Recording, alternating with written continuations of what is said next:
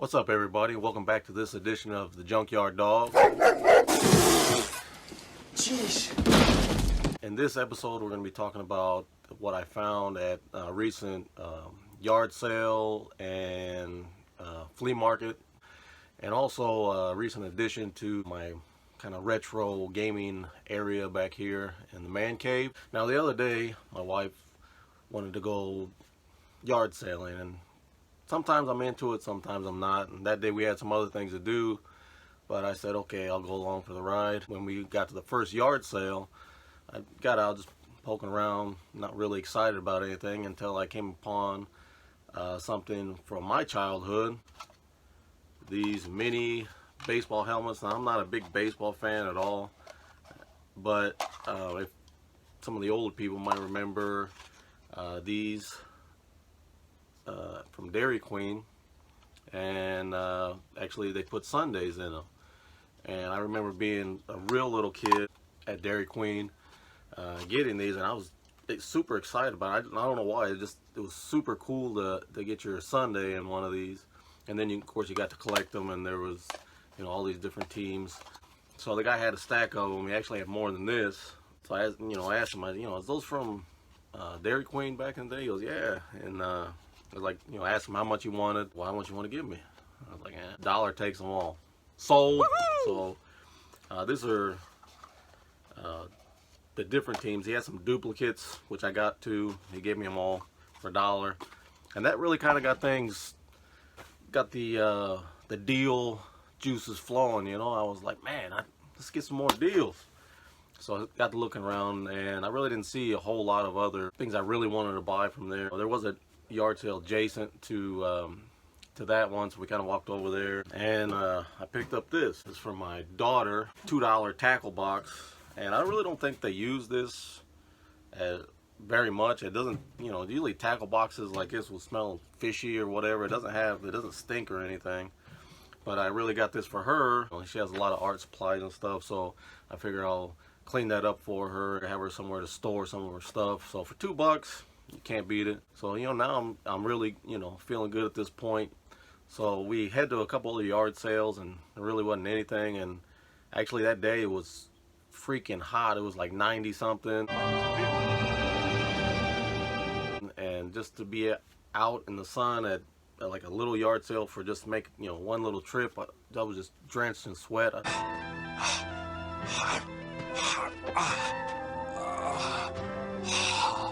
Why don't set a yard sale? Why don't we go to a flea market? I looked up a flea market outside of Indianapolis here. It's indoors, be out of the heat. The flea market, it was like an old Marsh or Kroger or something like that, a grocery store that had been converted into this big flea market space. It had a lot of stuff, but they wanted like almost full price for everything, so there really wasn't a lot of deals to be had there. I guess whenever I go to a flea market or something like that, I kind of want, for used stuff, that I kind of want a better deal. I want yard sale prices. So a lot of the stuff was like that, and a lot of stuff was overpriced, so I really didn't find a whole lot that I wanted to actually buy. I mean, there was stuff that I wanted, but that was willing to buy, I guess. But I did find an old grill. Now, just walking up, it was in the back, and I seen it, and it was, old Weber grill. You could tell it was, the round design. This unique dome shape reflects the heat evenly all around, just like a kitchen oven. I looked on it, you seen the Weber on it, but you could tell this was old. And I didn't do any research on it at the time, but it was a bigger size grill than I have, and I've been wanting to get another grill. So I was like, yeah, it was $30. And I was thinking, I had gotten a grill from Walmart for $30, and it lasted me like 2 years. So I was like, $30, that's not really bad. It's used, but I didn't think that was a bad deal for a large size grill. We seen that like midway through the shopping, and we kind of walked around, we seen some other things, and then all of a sudden I came across something that was a little disturbing to me, or very disturbing. Check this out. Now, when you're in kind of smaller town outside your city, there's not a lot of different ethnic backgrounds being seen throughout the store, and you find something like this, it's time to go. Yeah, let's get our purchases. I kind of want to leave now. We're leaving! Bring your ass, we leaving! Somebody made that.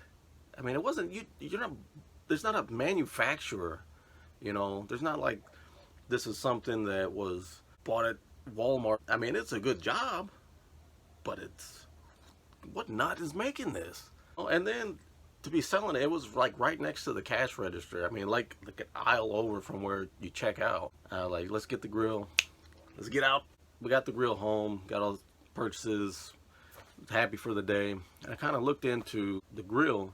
Actually turned out to be, you know, a vintage grill. What's so special about the Weber kettle that makes it the most popular outdoor cooker in America? Well, I could tell it was older just by the color of it. You never see things like that anymore, that coloration. It turns out there's, I guess, a lot of Weber grill fanatics, and I kind of feel like I'm starting to turn into one like that. I kind of really only want to buy Weber grills now.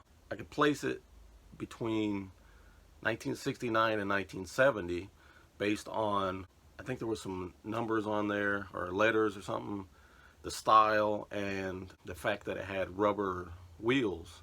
I guess from 69 to 70, around 70, they started phasing out the rubber wheels and started using plastic. I'm saying 69 just because I like stuff from the 60s better. Doesn't really matter, but so it's in between there. So you gotta think how old this thing is, and this grill has lasted that long for 30 bucks. Come on, it's lasted that long as opposed to $30 for another grill that will last me like 2 years. So I definitely think that was a good deal, and especially it's vintage, kind of. I guess, I don't know, is that vintage now? It's 50 years. Through looking at some of the Weber grill stuff, a lot of people will kind of semi-restore them, shine them up, and I think I'm going to do that. So I'll be looking forward to that. If you're into Weber grills or anything like that, on one of my other series, this is how I did it. I'm probably going to you know, clean it up and fix up the wheels and do paint and polish and all this kind of stuff. So be looking forward to that if you're into that kind of thing. Let's cook. And also something else that I didn't even purchase this. I got lucky with this. My wife's boss, he's an older guy, and I guess he's just now wanting to upgrade his television, so he got rid of an older TV. So here we are with kind of the older CRT type television with my switcher on there. I really don't have a whole lot hooked up to it. I got my old Nintendo, and my daughter had gotten me this for Father's Day one year from school. These go for like 35 bucks. She got it free, so that was awesome. And it's got some great games, and actually my daughter loves playing Pac-Man on there, and I like Bosconian on that one. It's awesome. I had all this stuff hooked up to my big screen and my flat screen, and it just wasn't the same. It was still cool to play, but on here it just seems so much better. And I don't know if that's maybe just power suggestion, but I really do feel like it's better on here. So right now I'm building a table to get this thing up off the floor, even though playing on the floor like that's not even bad.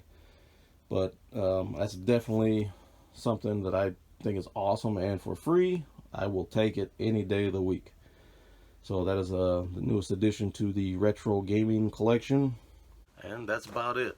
Hopefully I'll have the presence of mind next time to maybe shoot some video while I'm out hunting for things when I get the chance. It's just when I have the cash and, you know, the time available. But, you know, I'm still kind of new to this kind of platform of going out and shooting, bargain hunting type things. I really wasn't thinking about it. I was excited. I wanted to look at everything, and I could have filmed a lot of stuff out of there, but as always, next time we're getting better as we go.